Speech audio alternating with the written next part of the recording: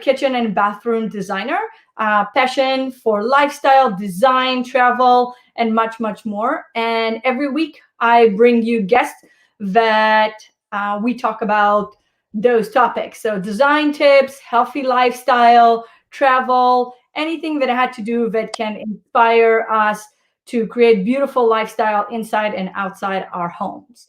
Today, our guest is Cheryl Toner, that happened to be my wonderful neighbor too, but we are staying socially distant. So she is down the street at the cul-de-sac, and I'm here at the corner house. And Cheryl is a certified nutritionist that used to have her own company and now is working for the Heart Association. See, I can't prepare. I'm wearing red for Heart Healthy, right? Yes. So I will let Cheryl to introduce herself and talk a little bit about herself and what she does, and then we'll ask a bunch of questions. Thank you, Anna. I'm so excited that you had me tonight. I love watching your show, so it's pretty special to be a guest. I am a registered dietitian. I've been in practice for over 20 years now, and I fell in love with food before I fell in love with nutrition. And actually, my love of food has only grown over the years. For a lot of people, when we think about health and food, it's like this battle with food. But for me, thinking about food as nourishing my body has helped me to love food even more.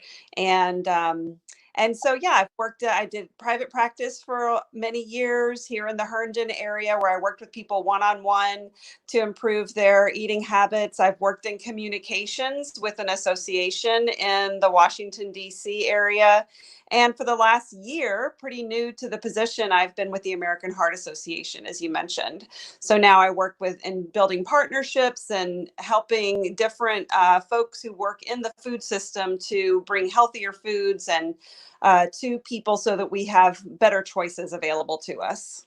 Excellent. So hi, Andy. Hi, Teresa. Thank you for watching. And if you're here, if you have questions along the way, feel free to pop them in the comments. If you're watching on YouTube, make sure you subscribe and ring the bell. And we already have a question from Rachel, but so we'll jump into it. So because we are going heart healthy today, I made myself a healthy drink.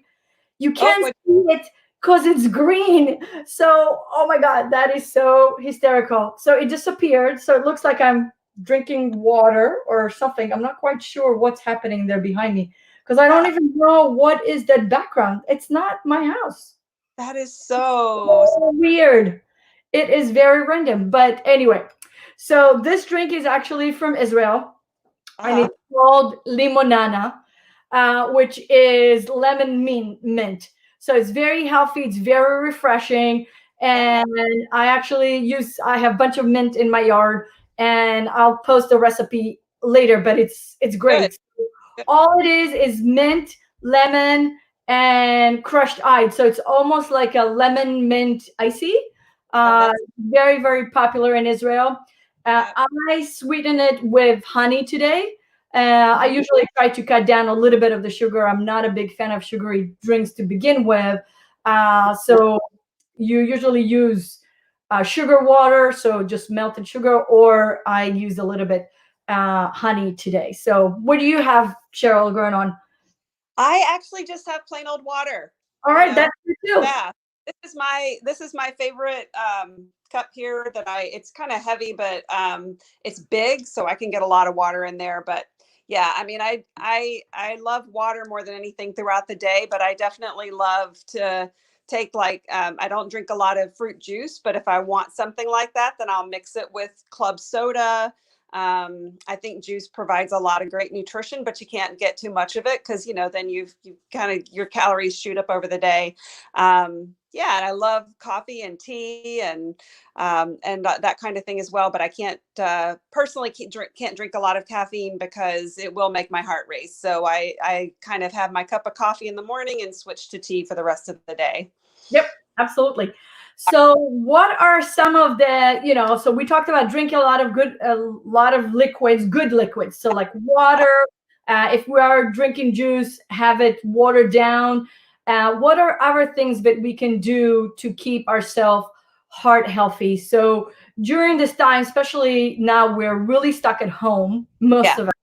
right. And with the fact that we are going through this pandemic and the COVID-19 does have a lot of effect on our respiratory system and cardiovascular system, we really want to make sure that we're staying at top notch. So what are some of the other things that we can do to help us stay that way? That's a great question. Really, when we think about eating for heart health and immune function, it isn't. You don't change what you're doing, even in times of pandemic. If you're eating healthy for your heart on a regular basis, it's the same kind of stuff you want to do when, we have these illnesses going around, because your immune function is really built up over time. So when you eat healthy on an ongoing basis, you build a strong immune system. Switching to a healthy diet tomorrow doesn't mean you're automatically going to have health at your doorstep. It takes time, but you got to start somewhere. So if you haven't already, tonight, tomorrow is a good time to start. And I really think it's important to think about bringing the stress level down around food and not striving for perfection all the time. We put so much pressure on ourselves to be perfect, and then we take an all or nothing viewpoint of everything, whether it's exercise or sleep or food. We kind of say, well, I ate this cake, so whatever, I'm done. I'll start on Monday. And here it is Friday night, right? Or I had 3 glasses of wine and oh my gosh, who cares? So I'll just have 6, so it's important for us to not beat ourselves up so much and think about, okay, I did a little too much there, probably didn't need that, but you know what? This moment is a new moment, so I'm not going to feel bad about that. If you're going to have a piece of cake, enjoy every bite. But on a day-to-day basis, you want to strive to do better and better. And what that means when it comes to food is first of all, variety, thinking about different kinds of foods to incorporate into your diet. There's no superfood. There's no single food group that's going to make it for you or break it for you. And you want to think about variety within that food group as well. So the big two that we always talk about are fruits and vegetables, right? Most people do not eat enough fruit. Most people definitely don't eat enough vegetables. And so we talk about those a lot. And most of us can stand to work a little bit more into our daily intake. Grains get a lot of bad reputation these days because of the low carb diets and kind of some of the popular thinking around paleo diets, keto diets, and that kind of thing. Now, individuals need different levels of carbs and protein and fat to make them, their optimal health. But most of us do not need to be on a super low carbohydrate diet. Now, most people in America eat way too many carbs, but it's like, hey, all or nothing mentality, right? So grains have a place. Healthy grains, like I pulled out a couple of favorites from my pantry, like oats, Yeah. right? Nothing Yep. wrong with oats. Or if you're going to eat pasta, get the kinds that are made with legumes now, right? Mhm. So it's not all wheat all the time. So you have ways of incorporating healthy grains, less processed grains into your diet.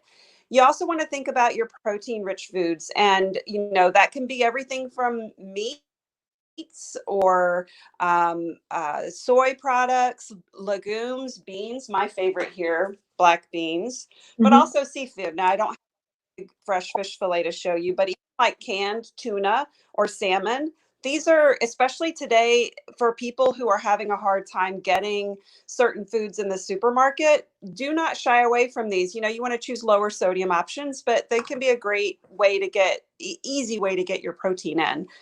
But think about variety within that group, right? So if you're a meat eater, think about choosing leaner cuts of meat to protect your heart, but also think about eating different kinds of proteins, like some of the ones I just named. You want to get healthy fats throughout all of your food groups. So The reason we say choose leaner meats is because meat and dairy products are higher in saturated fat. And some is not a bad thing, but too much is a bad thing. So that's why if we vary the types of protein foods that we eat, then we can keep that saturated fat intake at a healthier level. But you want to add things like avocados Mhm. and nuts that will help you to increase those healthy fats in your diet. For so long, it was low fat, right? And so what do we Right. do? Yeah. We sugar. Well, everybody knows now that's not good either. So thinking about healthy fats throughout your food groups is important. And I do, dairy is another, class of food that gets a bad rap these days. And it all boils down to, number one, preferences. If you're a vegan, then obviously you're not going to eat dairy foods or meats. If you have religious limitations on certain meat products, then that's, you can always find foods that will give you the nutrition you need. You may have an allergy to milk or a sensitivity of some kind. You can get those nutrients elsewhere, but it is sometimes helpful if you've been a milk drinker or a meat eater and you make a change to talk to a dietitian who can help you navigate that and make sure you're getting all the nutrition you need. So variety, range of different food groups. Yes, most of us need a lot more vegetables in our diets, a lot more whole grains and less processed food.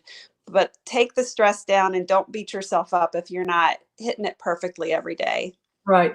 So I do see a really, from all the craziness that's going on, I do see at least one benefit is, which I don't know what way each other, because everybody's baking bread. So everybody's eating carbs like crazy.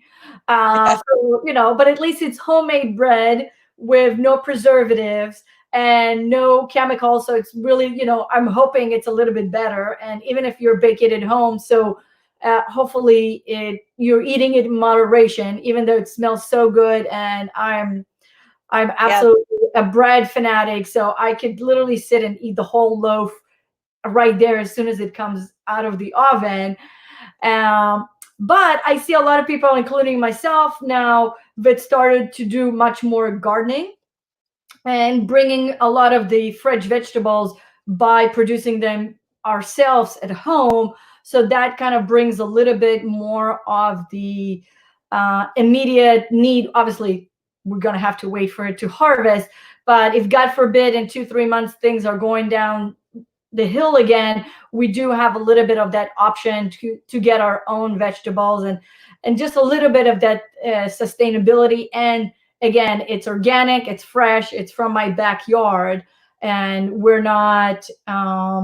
And again, I think it's also really exciting way to introduce vegetables to children and people that don't really necessarily like to eat vegetables, because now that they went through the process and it's from their own garden, I think maybe they have more curiosity to try and taste it versus it's something that was brought from the store, because they planted it, they water it, they took care of it, and now they are getting to eat it on their plate. So they kind of see the fruit of their labors. See what I did there?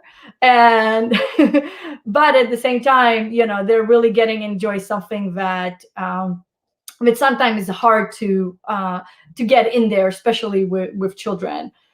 So Yeah. Rachel says that good design help curb stress eating.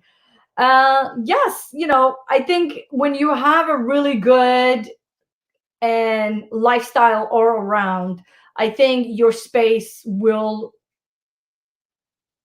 show that and will reflect that. So a lot of the fact that if you keep in your kitchen clean and organized and things off the counter as much as possible, I think we talked about it. I don't remember who we talked about it a couple of episodes before, but we talked about. I think we talked about it with Lori, that out of sight, out of mind. So don't keep that bread. Everybody can see it all the time.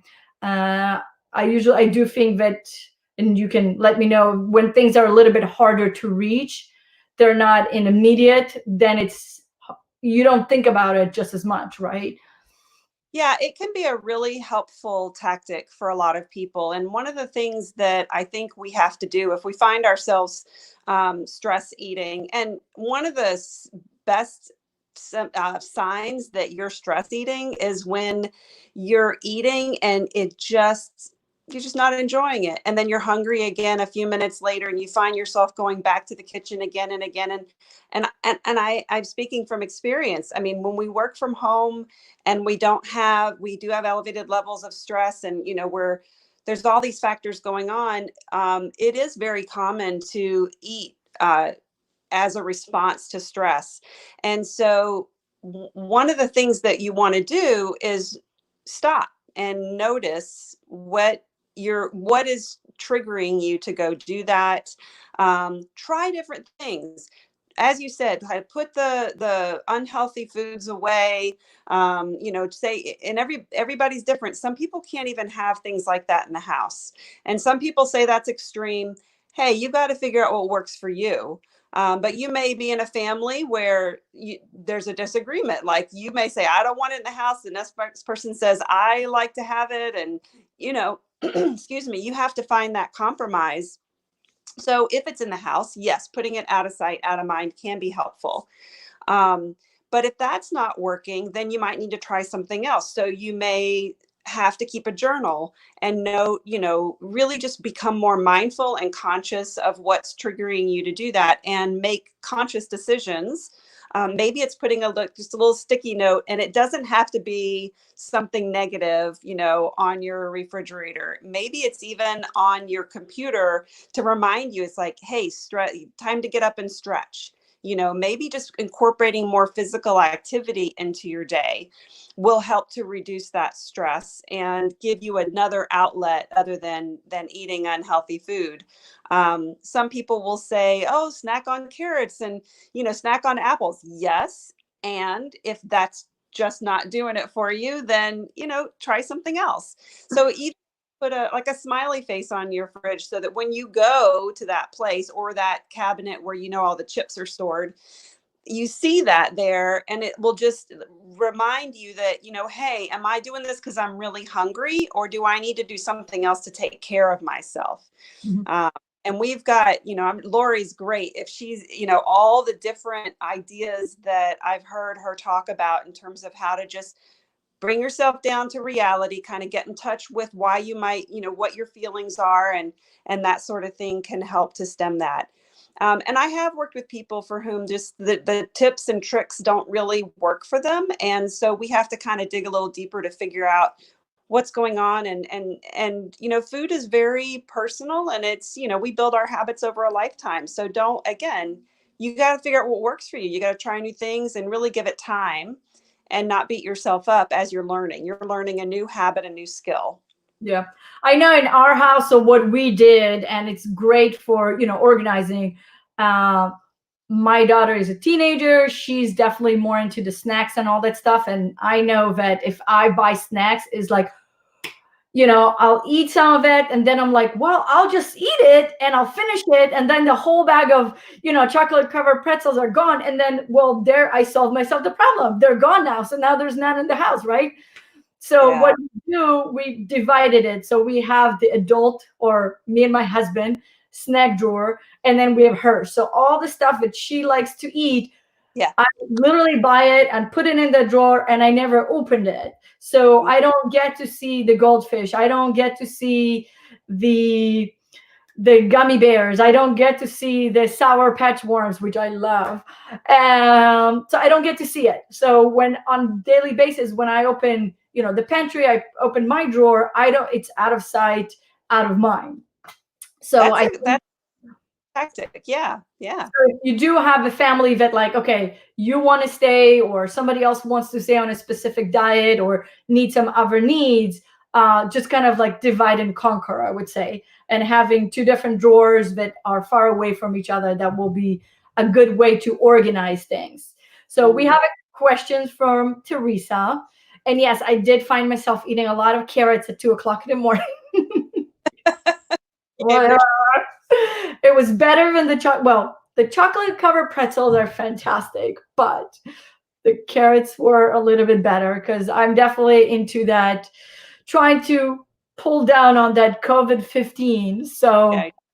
all right. So, Teresa, I have a questions about good fats. Eating chia seeds and avocado really throws off my macros and trying to get a higher percentage of protein. What do you do about those good fats? And Teresa does have to eat and eat well because Teresa is actually one of my clients. She's also a Yeah. triathlete. So she does a lot of endurance sports. So just so we kind of know the background, and she looks Yeah. fantastic, by the way. So, but yes, Well, without actually, this won't be really specific to for sure. your, because I don't know you, but I will say that yes, fats have twice the calories that compared to protein or carbohydrates. So we don't really need as much fat, in our diets as we do those other macronutrients.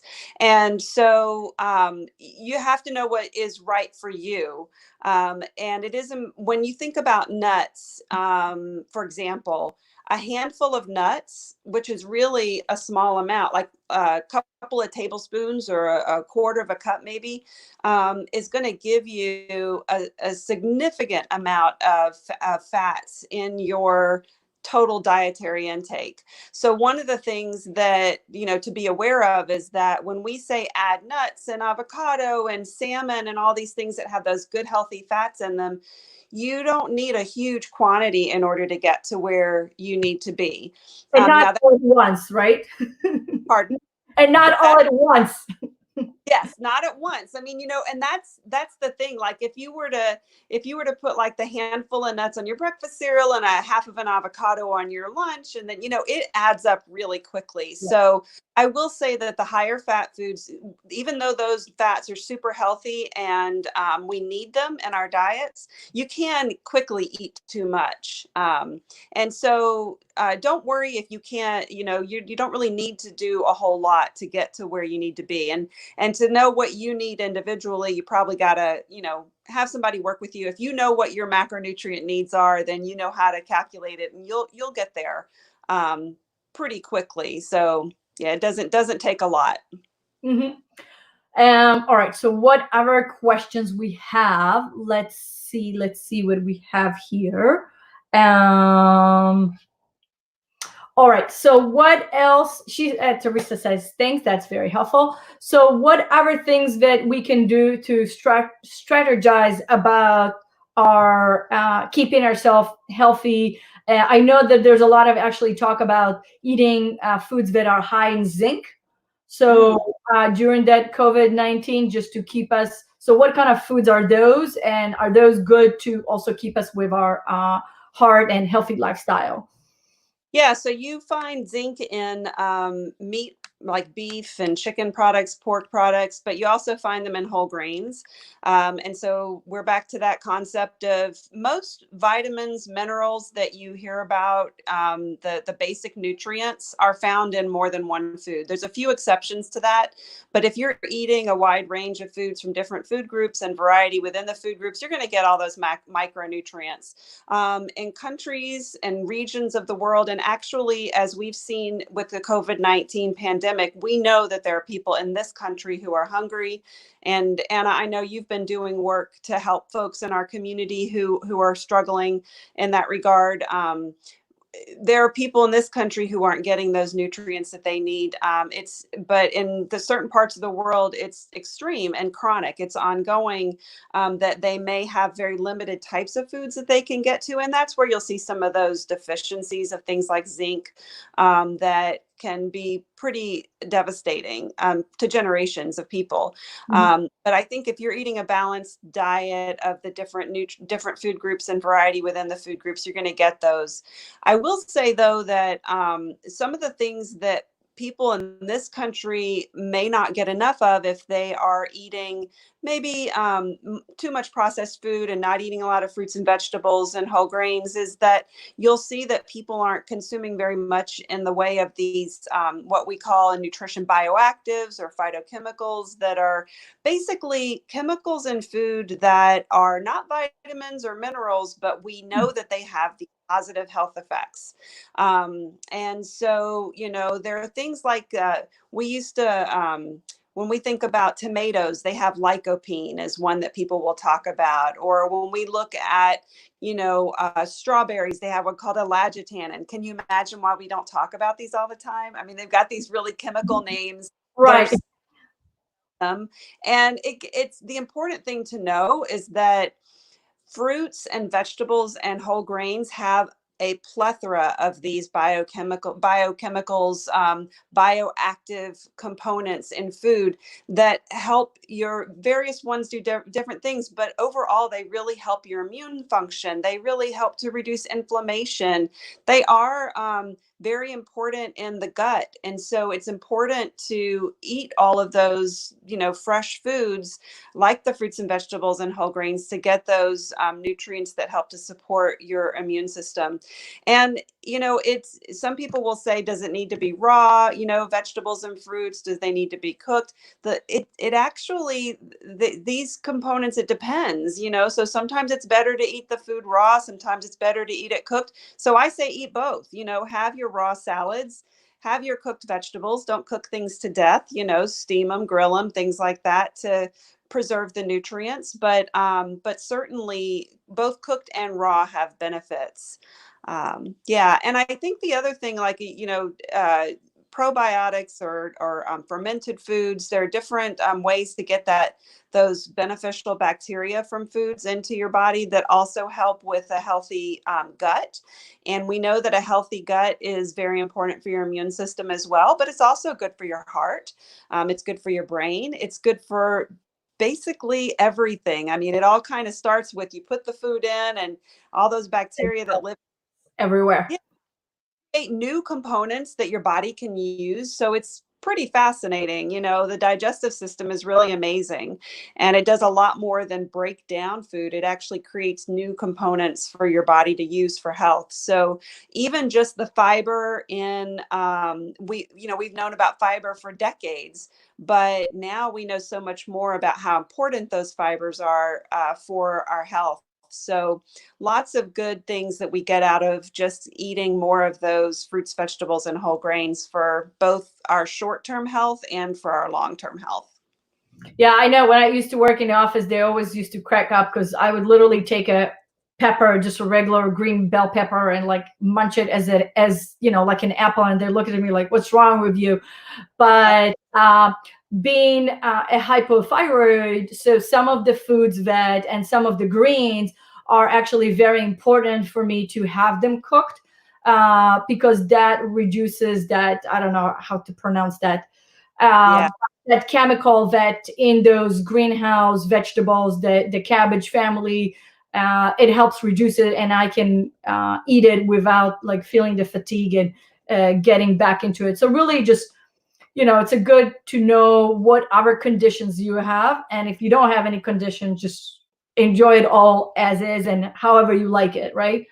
Yeah, you really have to know your situation. And so we oftentimes think about the guidelines that are out there as sort of a starting point. So if you don't have any health conditions that you're aware of, then you can kind of think of that as a starting point, and then you can customize and tailor things based on what works for you. But certainly if you have a health condition like a thyroid condition or anemia or diabetes or existing heart disease, then it's really important to work with someone who can help you to know what your individual needs are, like a dietitian. Right. And for some, matter of getting like that baseline, here's what I need to do, and then they're good. Other people need a little bit more long-term support. Right. Joel said that they drink water every day. Yes, that was the beginning of our conversation, Joel. We talked about that we want to drink a lot of fluids, good fluids, mostly water. If you are drinking juice, try to really water it down. I love to water it down, just like I actually make I have the club soda, the soda stream, and I just add a touch of juice in it. So it's really just, there's not much to it. It just gives it a little bit flavor. So we're almost to time, but Cheryl, can you tell us a little bit about the services that the Heart Association provides, and what kind of information can people find on your website and through other services that you guys provide? Yes, absolutely. So if you go to our website, which is really easy, heart.org, right from the homepage, you can navigate to an entire section on our website around healthy living. So you can find tips there on healthy eating. You can find educational articles. You can find amazing recipes. We have videos to help you kind of think through some of those recipes. We also have a lot of great information on physical activity. And I will say that April was Move More Month, and we had so much fun with our team that works on physical activity. There are tons of exercise videos posted there on our website now. We also have been really expanding our resources on mental health and well-being, and obviously some great tips there as well. If you, it's if you smoke, that's a huge area of concern for us, and so there are lots of resources on our website to help people stop smoking and connect people with other resources to help them. We do a whole lot of work in healthcare as well, and these days with the COVID-19 pandemic, we know it's all related, right? So Wow. we actually have a grassroots network, and you can sign up. It's called You're the Cure, and you can find that from heart.org, and you can sign up to get alerts where you can help to advocate for, let's say, better nutrition in school meals, or help better different advocacy priorities around healthcare and ensuring that people have access to the care that they need. So if you have a little bit of an advocate streak in you, then you can find some good stuff there as well. All right. So that was, I wrote it. It's heart.com and heart.org. And what was the other called? You're the Cure. You're the Cure. Okay. And that's also .org. And that's actually, you can get to there from the heart.org website. Okay. Perfect. Fantastic. Well, thank you so much. And can you find some local nutritionists or some additional, if somebody needs a little bit more, hand-holding support? Is there kind of resource like that you can find through your website? Yeah, actually, there's a link to, I think I have it on my Facebook page, but if not, I'll add it. But there's Northern Virginia Dietitians.org has a directory for dietitians, and it kind of lists what their areas of expertise are. So yeah, that'd be a good place to go. Excellent. So unless we have any other questions, I want again to thank my guest, Cheryl, today from the American Heart Association. We learned a lot about how to keep our heart healthy and keep a good balanced diet. So hopefully you guys got some good tips from there. As far as me, again, I'm Anna Gibson with AKG Design Studio. There's also a lot of tips we talked about regarding how to store your food, how to organize your kitchen, and I will post those as well, or you can go back and listen to this episode. And again, if you're on YouTube, make sure you hit subscribe and ring the bell. And if you're on Facebook, just join us again next Thursday at 6. And that's it. So thank you so much. Stay healthy, stay safe. Bye. Thank you.